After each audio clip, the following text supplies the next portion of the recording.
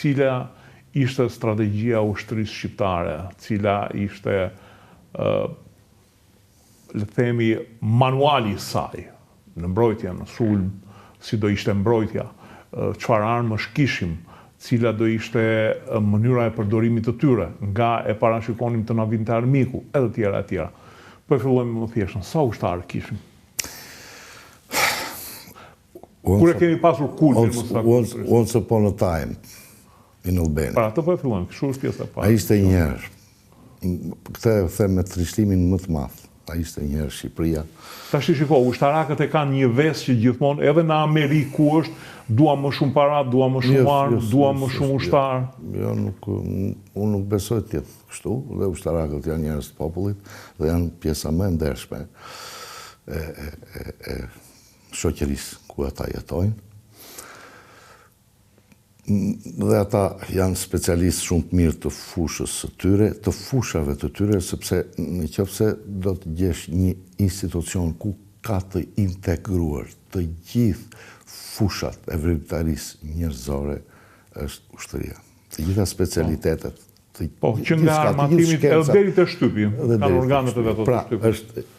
Shërbimin sekret, logjistikën, gjenjerët.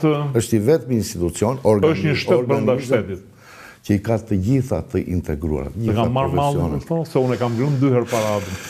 Edhe unë 2 herë kam kaluar paradën, një në shkollën Skënderbej dhe një në shkollën e bashkuar të asaj kohe. Ushtria shqiptare deri në 91-shin para e nisa me na ishte një herë një kohë, sepse kështu e nis leksionin dhe me studentët e Akademisë Ushtarake sot. Unë këtë temë, të çështje që e hapët e kemi për diskutim sot, e jap mësim, e jap leksion. Ushtria shqiptare nuk po zgjatemi shumë në 1991. Ka pas një efektiv deri në 1991 ka pas një efektiv të forcave aktive, prej 81.000 njerëzish. Ushtar në reparta? Ushtar, nën oficer, oficera. Oficera kanë qenë 19.000, nën oficera kanë qenë 9.000, dhe pjesa tjetër ushtarë llogaritë rreth 60.000. Rreth 50.000. Plus edhe 8.000 punonjë civil që punonin në industrinë ushtarake shqiptare. Okej, do të thënë bojnë rreth 90.000. Një bargo gja e madhe për propaganda e huaj, jo armiqësore, nuk po them propaganda, po propaganda më tepër perëndimore, ata që mburrin ushtrinë izraelite, se vërtet ushtria izraelite ishte, tashmë s'mund të them në një fjalë të saktë, po ka qenë për të mburur dhe për të admiruar, mbanin sistemin, organizimin e sistemit të gatishmërisë së ushtrisë izraelite si më të mirë në botë. Në fakt, nuk ka qenë kështu. Organizimi i sistemit të gatishmërisë luftarake që ka pasur ushtria shqiptare, nuk e ka pasur dhe akoma nuk e ka dhe nuk mund ta ketë asnjë ushtri e çdo lloji vendi, demokratik apo diktatorial. Atë të Korisë Veriut nuk e di tashmë. Jo. Nuk mund ta di se askush nuk e di. Ushtria shqiptare ishte organizuar në 22 divizione, nga cilat 21 divizione. Ky është sistem sovjetik apo jo? Gjitharmësh jo, po dhe sistem perëndimor nuk ka të bëj. Dhe një divizion gjenjë. Përveç kësaj kishte komandën e mbrojtjes kundërore, shumë të fuqishme, mbi 10.000 njerëz. Komandën e aviacionit, komandën e flotës, dhe këto ishin përbërja e ushtrisë shqiptare të asaj kohe. Artilleria ishte integruar në forcat toksore? Ju e them unë. Po flasim fillimisht për sistemin e organizimit dhe të gatishmërisë. Në rast kushtrimi luftarak, artilleria gatishmërisë së përhershme dhe forcat e këmbësorisë artë mitraljere që ishin në kufi, që ushin batalione artë mitraljere ato, për 20 minuta haptin zjarr të menjëhershëm kundër në thonjza atij agresori që do të sulmonte Shqipërinë në mënyrë të papritur, pa afruar forca nga thellësia. Brenda 20 minutash. Ndërkohë mos harron që ishte edhe zbulimi ushtarak i cili kontrollonte 6 kilometra në thellësi të territorit të... Jo, ka qenë zbulimi i largët. Po. Dhe zbulimi taktik. Vetëm batalione të zbulimit, Ushtria Shqiptare kishte 36 batalione të zbulimit, që kishin detyrë të kryenin zbulim në vijën e kufirit, apo në vijën e parë të luftimit, dhe të depërtonin në thellësi të territorit të kundërshtarit dhe të ndërmenin veprime të luftës partizane, veprime të luftës guerilje. Pra, thash, forcat e gatishmërisë së përhershme, këta 61.000 ushtarë ishin bënin pjesë tek forcat e gatishmërisë së përhershme, ushtria aktive, e cila ishte e gatishmërisë së përhershme. Dhe shumica e tyre ishin në batalionet artë mitraljere që mbronin vijën e parë. Një pjesa tjetër ishin artilleria kundërore që ishte e gatishmërisë të përhershme, ishin artilleria toksore që ishte kompletuar me ushtar aktiv dhe tanket. Kuptohet aviacioni, flota ishin gjithashtu të kompletuara full me ushtar, pra me efektiv. Dhe me dhënien e sinjalit të kushtrimit brenda 4 orëve të para mobilizoheshin brigadat e vijës së parë, 4 orë. Brenda 24 orëve. E kishin provuar ndonjëherë vetën këto që mobilizoheshin për 4 orë? Çdo vit bëj stërvitje provë gatishmërie quhej. Për 24 orët e para ishin kompletimi i divizioneve dhe për 48 orë në këmbë bashkë me forcat vullnetare ishin 735.000 njerëz në armë. Këta ishin ushtarë? Kjo ishte gjithçka. Kjo ishte forca komplet, forca ushtarake që kemi pasur. Nga të cilët ushtria aktive, bashkë me rezervë, kur them ushtria aktive, divizione. Po që Ukraina sot 1 milion ushtarë kanë nxjerrë dhe është, po themi, 20 milion.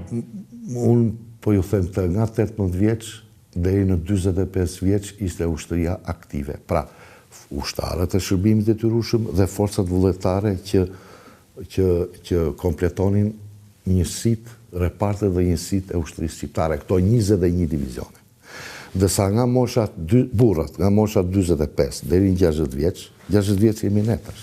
Po. Edhe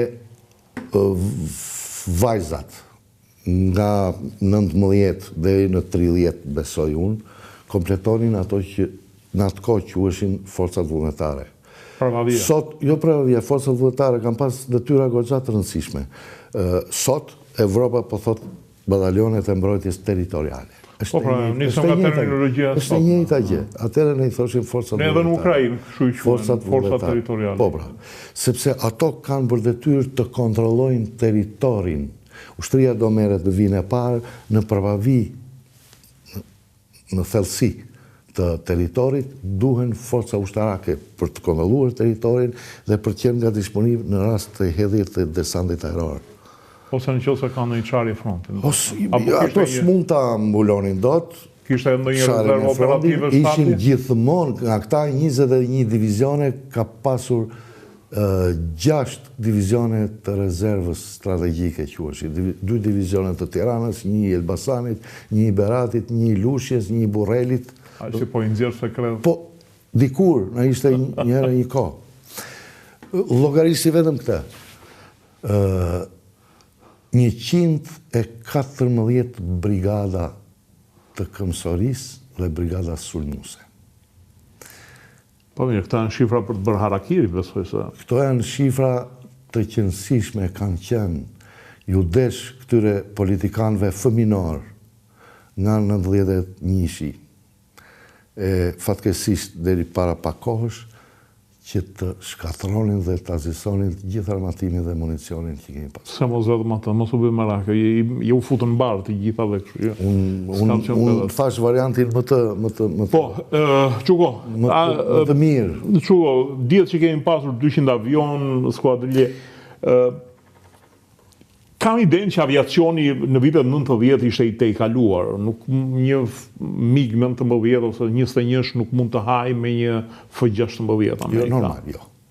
Absolut. Ndërkohë, kam besimin që në tokë, ku sot po tregohet që mbreti i luftës është artilleria, ti më the një shifër që neve kishim 150. Jo.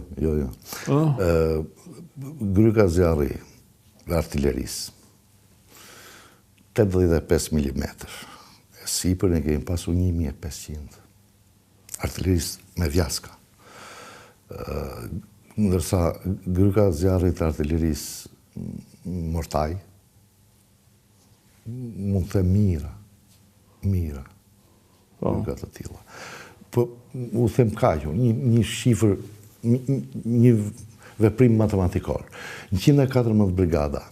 3 batalione, asnjë brigada jona nuk ka pas 3 batalione, kam pas 3 sipër, 5, 7. Varej nga drejtimi operativ që mbulonte brigada, konkretisht, për shembull, nëse do mbulonte grykën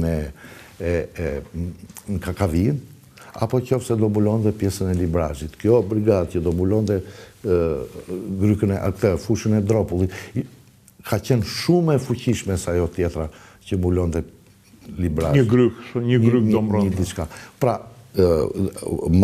organizimi, mallësia, armatimi i njësive tona luftarake nuk ishte standard, një standard për gjitha, po ishin në bazë të detyrës luftarake, të misionit luftarak, të nxënësisë së terrenit.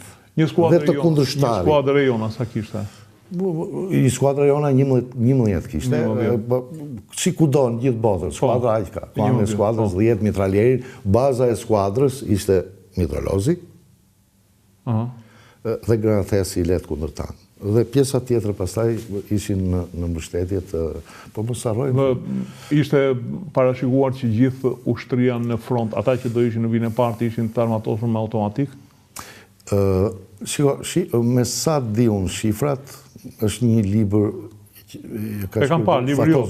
Fatos Voshtina, ta kam treguar, ja i ka qenë drejtori i industrisë ushtarake dhe i ka shumë të sakta. Dhe me sa më kujtohet mu, automatik, ushtëria shqiptare ka pas 260.000. Pra, e gjithë ushtëria aktive, pjesa e këmësorisë, se nuk mund të japësh artillerit. Po, e drejt, ose tankisit, s'ka se je pa automatik. Jo, tankisit ka pas automatik me qytë metalike. Nga përvoja e luftrave, tankisit kishin pistolet automatik dhe granata dore, që të bënin mbrojtje rrethore të tankut nëse do dëmtohej. Po, nëse i kputeshin zinxhirë. I kputeshin zinxhirë. Po, artilleria toksore, artilleria kunderore nuk ka pas... Aviacionin, s'kishte se kishin automatik ushtarët, ka qenë një logjik. Dhe doktrina e jonë, kombi shqiptar, shteti shqiptar historikisht në gjithë qënësinë e vetë ka pasur doktrinë mbrojtëse. Po. Doktrina jonë zyrtare e miratuar ka qenë mbrojtje pozicionale aktive. Që do thot? Që do thot mbrojtje që në vijën e parë të kufirit. Në një mënyrë tjetër, derivati ka qenë doktrina e frenimit. Deterenca që quhet. Deterenca. Sepse në fundit qëllimi numër 1 dhe kryesor dhe i vetëm i ushtrisë është paqja. Dhe ushtria jonë, si vish pacem parabellum, në qoftë do paqja e realizoi misionin e saj, ruajti paqen.